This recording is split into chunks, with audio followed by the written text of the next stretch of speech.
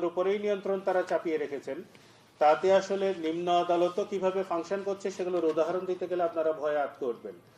জামিন হওয়ার পরেও নিম্ন আদালত তো জামিন দিচ্ছেনই না, কোনো কোনো ক্ষেত্রে অভিযোগগুলো যেভাবে যে মাত্রায় যেভাবে আসুক না কেন, আইনের ক্ষেত্রে আমাদের বক্তব্য হচ্ছে যে বিচারক শুধু দেখবেন তার সামনে কোন কাগজপত্রগুলো কি ডকুমেন্ট আছে। ডকুমেন্টের বাইরে কোনো গল্প শোনার আদালতের, সেটা নিম্ন আদালত হোক কিংবা উচ্চ আদালত, তাদের এই সুযোগ নেই।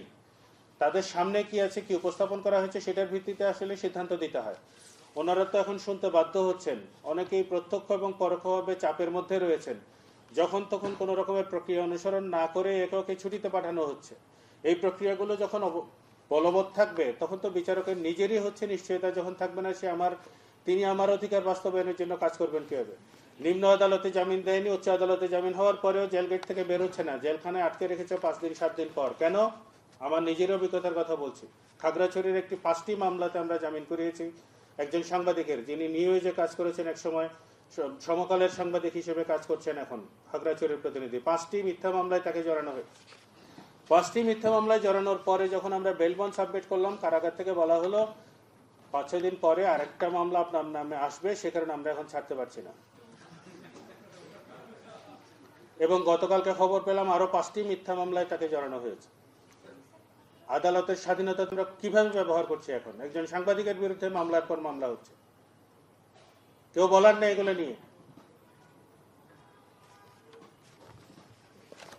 আমরা জেলখানা নিয়ে কথা যখন উঠলোই, জেলখানায় যে সিন্ডিকেট চলতো, জেলখানায় যদি আপনি একজন সুস্থ মানুষকেও কোনো কারণে 2 দিনের জন্য আটকান, হার্ডকোর ক্রিমিনাল হয়ে বের হবে ওখান থেকে, এমন একটা সিস্টেম চালু আছে দীর্ঘদিন ধরে। জেলখানার সংস্কার নিয়ে নানান আলাপ আলোচনা হয়েছে। জেল কোড সংস্কার নিয়ে, জেল কোড সেই ব্রিটিশ পিরিয়ডের 1920 শতকের দিকের জেল কোড, সেই জেল কোড নানান সময়ে নানান ড্রাফট হয়ে শুধু ঘুরছে, সেটা নিয়ে কোনো রকমের কোনো পরিবর্তন নেই।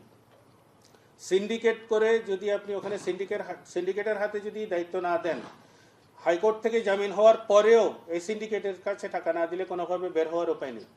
আরেকটা যেটা আপত্তিকর জায়গায়, সেটা হচ্ছে একদম উচ্চ আদালত থেকে যদি জামিনও হয়, অর্থাৎ আপিল বিভাগও যদি জামিন দেয়, জেলখানা প্রথম কাজটা করেন হচ্ছে সমস্ত বাহিনীকে ফোন করতে থাকেন, আপনাদের আরও দরকার কিনা, কোনো মামলায় একে প্রয়োজন হবে কিনা। এরকম ফোন করতে করতে দিনের পর দিন কাটানোর পর যতক্ষণ পর্যন্ত ক্লিয়ারেন্স না আসবে ততক্ষণ পর্যন্তই আসামিকে ছাড়া হবে না। উচ্চ আদালতের আদেশে লেখা থাকে, if he is not wanted in any other case, তার মানে কি অলরেডি তার নামে যদি কোনো গ্রেফতারি পরোয়ানা থেকে থাকে, সে আদেশ তো জেলখানায় থাকবে। এজেন্সিগুলোর কাছে ফোন করে করে জানতে হবে কেন যে আর কোনো কিছু আপনারা গেট থেকে ধরবেন কিনা, তাকে আসবেন কিনা, আপনারা প্রয়োজন হলে আসেন, আমরা কিন্তু ছাড়বো, তাইলে যেন গেট থেকে ধরে নিয়ে যেতে পারেন। এই কালচারটা তো আওয়ামী লীগই করেছে। অন্তর্বর্তীকালীন সরকারের সময়ও কেন এই প্র্যাকটিসটা থাকবে? এতগুলো ছেলের রক্তের উপরে দাঁড়িয়ে আমরা কথা বলছি এখন। আমার তো নিজেরই খুব লজ্জা লাগছে আইনের ছাত্র হিসেবে। আমি নিজে এই কাজগুলো করতে গিয়ে ক্লান্ত হয়ে পড়েছি গত 8 মাসের মধ্যে। কি অনাচার এই জেলখানার মধ্যে, এই পুরো আইনি বিচার ব্যবস্থার মধ্যে কি ধরনের অনাচার চলছে, সেটা সবকিছু আপনাদের সামনে খুলেও বলতে পারছি না। পুরো বিভাগটার উপরে মানুষের আস্থা চলে যাবে, যে অবস্থায় আমাদেরকে টেনে নিয়ে যাওয়া হচ্ছে এখন। আপনার রাজনৈতিক প্রভাবের কারণে মামলা হয়েছে, সেই মামলাগুলো প্রত্যাহারের কথা আমরা বলেছি, আমরা দাবি তুলেছিলাম। রাজনৈতিক প্রভাবের কারণে এখন মামলা হচ্ছে না। এই যে সাংবাদিকের কথা বললাম, 5টা মামলা জামিন করিয়েছে, আরো 5টা মামলা দিয়েছে। এই 5টা মামলা হওয়ার পর যে বেরোতে পারবে তার তো গ্যারান্টি নেই, আরো 5টা মামলা হবে। বন্ধ করবেন কিভাবে এই অনাচারগুলো? আইন তো আইনের মতো করে চলছে না। আইন তার নিজের নিয়মে চলবে বলে ভয় দেখাতো আওয়ামী লীগ আগে, এখনো তো একই অবস্থায় আইন নিজের নিয়মেই চলতেছে। আইন জনগণের নিয়মেও চলে না, জনগণের স্বার্থের জন্য চলছে না। বমদের কথা আমাদের বন্ধু বলেছেন, বমদের আস্ত একটা জনগোষ্ঠী একটা ব্যাংক ডাকাতি করতে গেছে দনালা বন্দুক নিয়ে, এই ছিল হচ্ছে মামলার বক্তব্য। মামলার এফআইআর আমার কাছে আছে।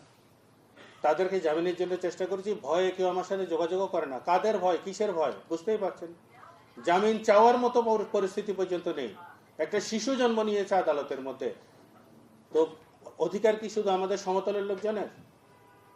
আদিবাসীদের অধিকারের এই কথাগুলো তো, যেটা পরিষ্কার করে বলেছে আমাদের বন্ধু, যে উপদেষ্টাদের বারবার করে জানানো হয়েছে, এগুলো ফর্মালি জানানো হয়েছে যে অন্যায়গুলো হচ্ছে একটা আস্ত জনগোষ্ঠীর বিরুদ্ধে। পুরো ট্রাইব কিভাবে জেলে থাকে একটা মামলার পরিপ্রেক্ষিতে, এতগুলো নারী, এতগুলো শিশু সহ। নারী শিশু আমাদের আইনে তো গত 50 বছরের প্র্যাকটিস কিংবা তারও আগে থেকে অন্যতম গ্রাউন্ড হচ্ছে আপনার জামিন পাওয়ার জন্য, যদি নারী হয়, যদি শিশু হয়, যদি বয়োবৃদ্ধ হয়, যদি অসুস্থ হয়। নারী শিশুরাও জেলে থাকবে। দোনোলা বন্দুক নিয়ে আসতে একটা জনগোষ্ঠী গেছে ব্যাংক ডাকাতি করতে, সীমা থাকে।